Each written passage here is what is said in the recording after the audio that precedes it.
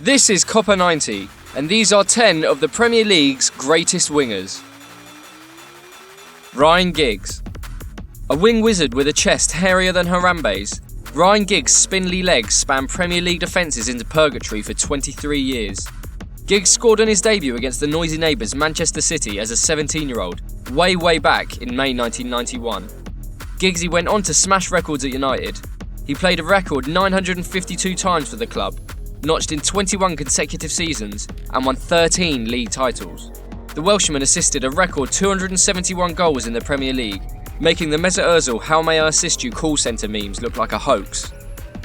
Marc Overmars.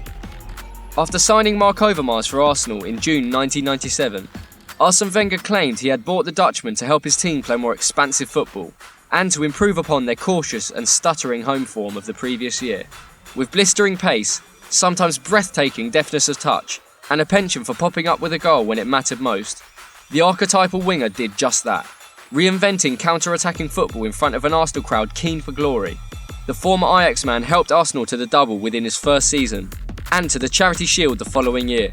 Despite only turning out for the Gunners 100 times, Overmars was voted Arsenal's 12th best player of all time by the Arsenal faithful in 2008, and left an indelible mark upon the Premier League in his short time playing in it.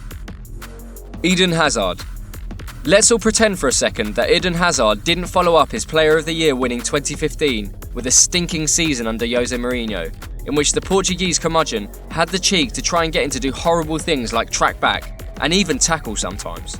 Now back to his best, and with a manager who allows him to play exciting football, Eden Hazard is once again a joy to watch in the Premier League. Dazzling skill, blistering pace, unparalleled creativity, and an eye for a pass not seen in Chelsea Blue since the departure of good old Gianfranco, he leaves defences tearing their hair out week after week. Long may it continue. John Barnes. Okay, so Johnny Barnes didn't actually play much as a winger in the Premier League era, after a horrendously ruptured thigh robbed him of the burst of pace that helped him terrorise teams in the 80s. But it's John Barnes, you can't not have him on the list. The best players make the game look easy, and Barnes, gliding across the turf, playing one touch for fun with Jamie Redknapp, and curling in 20-yarders with a caress of his left boot, make it look effortlessly simple. Steve McManaman. Before he was all patent leather boots and odd opinions on BT Sport, Steve McManaman was a jewel in the crown of Liverpool's underperforming 90s side. The perfect foil for his best mate in all the world, Robbie Fowler, his languid, stylish playmaking tore defences apart for 9 years in Liverpool Red.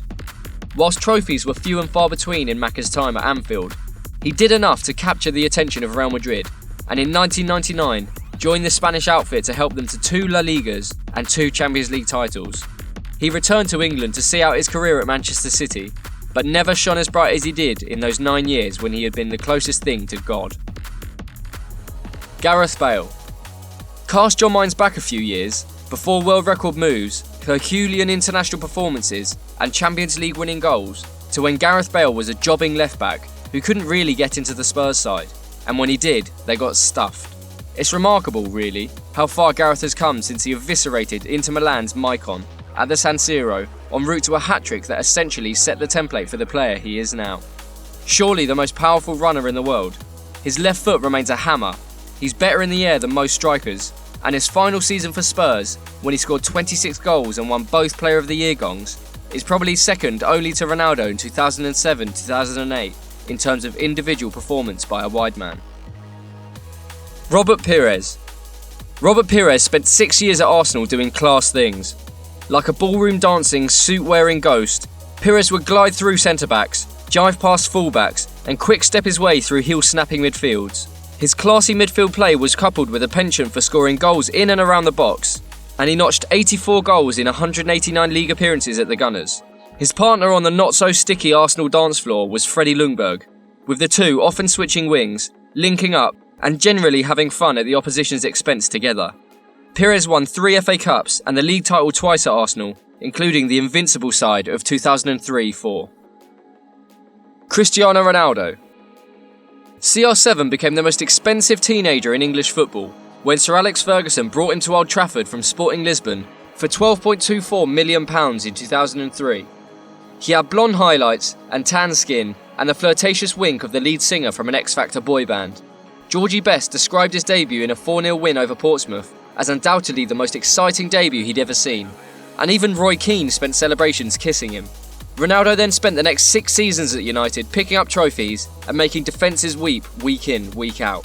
He scored 118 goals in 292 games and then went to Real Madrid to score even more. David Ginola. We're presuming you're already on YouTube watching this, because if you're not, we need to have a word. Anyway, pause this, open up another window and type Ginola versus Ferencváros into the search bar. Now look at the absolute state of that goal. Of all the entertainers to have graced the Premier League, Ginola was perhaps the most rooted to his principles, and those principles were destroying the souls of fullbacks forever. He dazzled as part of Kevin Keegan's Newcastle entertainers, won both the FWA and PFA Player of the Year in 1998 and 99, after being stupidly flogged to Spurs and almost certainly led to a rise in middle-aged suburban women with no interest in the game watching Match of the Day. David Beckham. Feels weird calling Sir David Beckham a winger, what with the 50-yard goals, belting free kicks and distinct lack of pace. He was though, wasn't he? It's become easy to forget, as the years roll on and we get old and he gets much more handsome, that David Beckham was, superstardom aside, an absolutely superb footballer. Waspish without the ball and brutally deadly with it. His highlights reel is a study in what hard work, dedication and a right foot crafted by the gods can give you. He might have fell out with Fergie and left under a cloud, but ask yourself this: would the Premier League be better if Beckham was still in it? Of course it would. That was Copper 90's 10 greatest Premier League wingers. Don't forget, you can vote in the comments below for your favourite winger to make the Copper 90 Best 11. And as always, don't forget to like, share and subscribe.